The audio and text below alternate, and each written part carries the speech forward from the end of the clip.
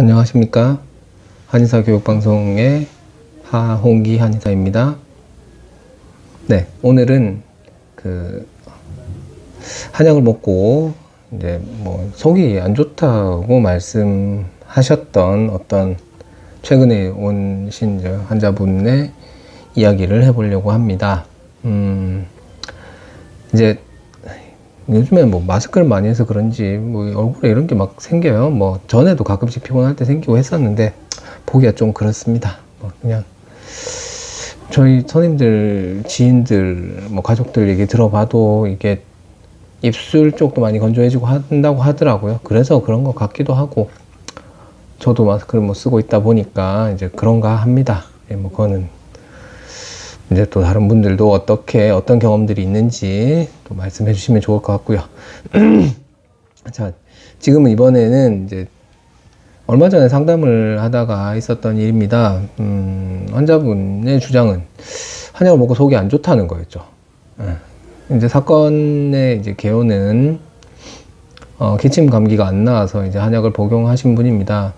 이제 한제를 복용하고 어느 정도 나아졌어요. 그래가지고 이제 한제를 더 먹게 된 거죠. 그럼 두 번째 약을 먹고 나서는 속이 안 좋다고 하시거든요. 그거 이제 물어보죠. 약이 많이 바뀌었냐? 아니면 별로 이렇게 몇 가지만 바뀌었지 큰 부분은 비슷합니다. 자, 이런 상황에서는 이제 뭐가 어떻게 됐는지를 찾아봐야 합니다. 이제 속이 다 뒤집어 쓸 수는 없잖아요.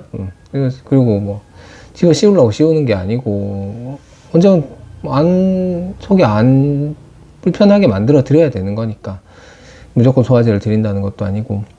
속이 안 좋다는 거는 원인이 여러 가지가 있겠지만 결국은 이제 위장이 불편해졌다는 거예요.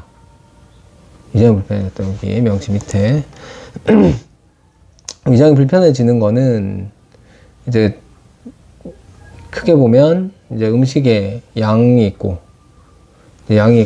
이제 질이 있고, 그 다음에 식사의 속도가 있고, 그 다음에 이제 스트레스 상황인 경우가 있고, 그 다음에 밥 먹고 나서 이제 식후 활동 어떤 걸 하느냐에 따라서 영향을 준다고 볼 수 있습니다. 이것에 대해서는 이제 다른 영상에서 다시 좀 더 자세하게 말씀을 드리겠습니다.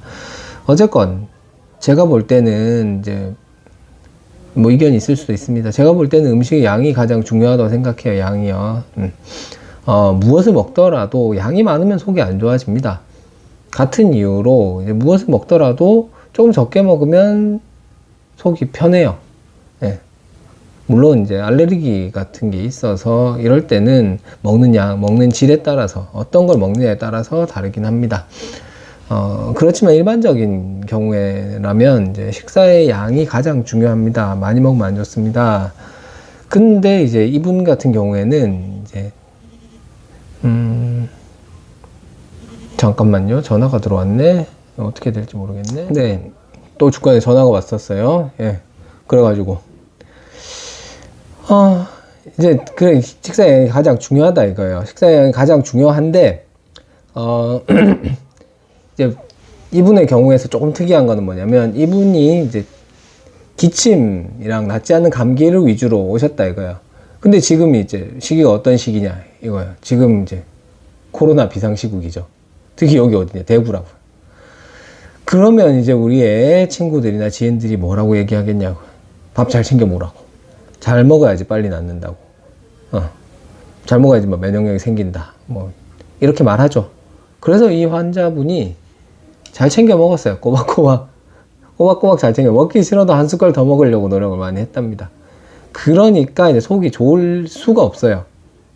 속이 좋을 수가 없는데 거기에다가 또 한 가지가 있다.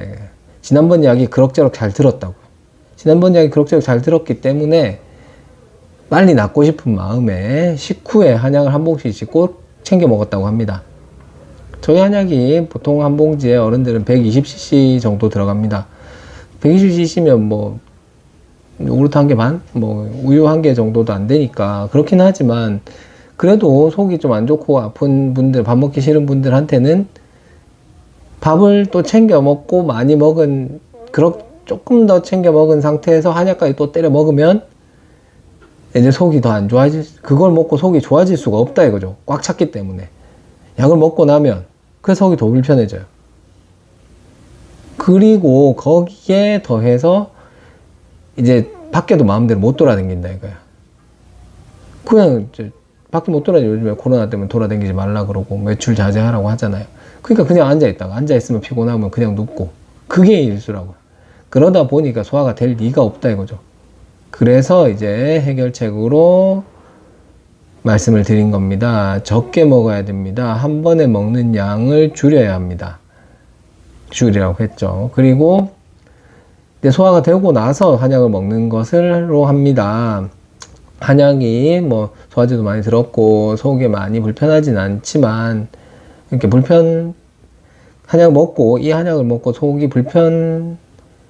그러니까 조금 먹어보면 이제 이게 알레르기가 있는지 뭐 속이 불편한지 뭐 따가운지 있으니까 그렇지 않으면은 식전이나 식간에 먹어도 된다고 했습니다. 한약으로 인해서 위장장애만 발생하지 않으면 빈속에 먹는 게 더 흡수가 잘 됩니다. 그리고 이제 뭔가를 먹었으면 그것의 소화를 위해서는 꼭 밖으로 돌아다니거나 맨손 체조 같은 거를 꼭 해줘야 됩니다. 보통 한 이제 30분 정도 뭐 필요하죠. 이렇게 말씀드리고 나서 이제 며칠 뒤에 전화를 드려봤더니 지금은 그렇지 않고 뭐 2번 먹는 날도 있고 해가지고 잘 먹고 계신다고 합니다. 기침도 조금 덜하다고 하네요. 물론 지금 이제 환자분의 가족 중에 한 명이 코로나 확진을 받는 바람에 이제 병원에 격리 중입니다. 뭐 이제 가족의 입장에서는 스트레스가 없지 않을 겁니다. 그런 게 없어져야 되겠죠. 이제 그런 상황이 없어져야지 소화가 더 잘 될 겁니다.